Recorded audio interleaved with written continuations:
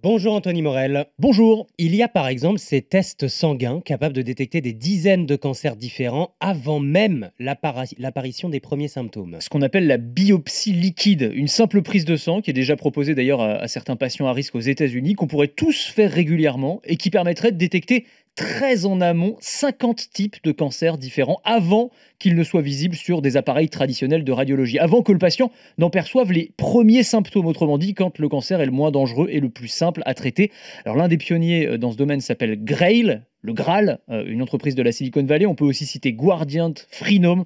Et le principe, c'est qu'on va prendre un échantillon de sang, on va le faire analyser par des machines de séquençage du génome qui sont capables d'aller détecter des fragments d'ADN, des éléments minuscules qui proviennent des cellules cancéreuses et qui sont dispersés dans le sang. Et si on trouve ces éléments, ça indique qu'une tumeur est potentiellement en train de se former, même si elle est trop petite pour être détectée. Savoir que j'ai le cancer avant même de l'avoir. C'est exactement ça. Et ce genre d'outil, s'il se démocratisait, ça permettrait de faire des dépistages de masse. L'enjeu, c'est de créer une nouvelle forme de médecine qui serait beaucoup plus préventive que curative, évidemment. L'autre grand espoir, c'est l'intelligence artificielle pour dépister, mais aussi pour inventer de nouveaux traitements. Oui, c'est à la fois pour le diagnostic. Il y a aujourd'hui des algorithmes qui sont capables de détecter un problème sur une radio, un scanner, un IRM avec une efficacité plus grande que l'œil d'un médecin humain. Et donc, ça fait un filet de sécurité supplémentaire, si vous voulez. Ça, c'est quand même très intéressant. Ça veut dire que l'intelligence artificielle peut potentiellement sauver des vies.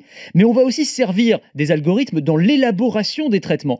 Par exemple, pour tester des molécules les unes avec les autres. On va en fait pouvoir tester virtuellement des milliards de combinaisons possibles jusqu'à trouver la meilleure recette, si l'on peut dire, beaucoup plus rapidement que si on devait le faire manuellement, évidemment. Et ça intéresse beaucoup l'industrie pharmaceutique. Et nous pouvons participer à la recherche. Alors, depuis son ordinateur ou sa console de jeu. Alors ça, j'adore. On peut en fait mettre à la disposition de la science et de la recherche une partie de la puissance de calcul de son ordinateur ou de sa console. C'est que l'un des outils de la recherche médicale aujourd'hui, c'est les supercalculateurs. C'est des ordinateurs très très puissants qui sont capables de modéliser et de simuler des nouveaux types de traitements, enfin faire plein de choses comme ça. Ça demande vraiment beaucoup de puissance de calcul.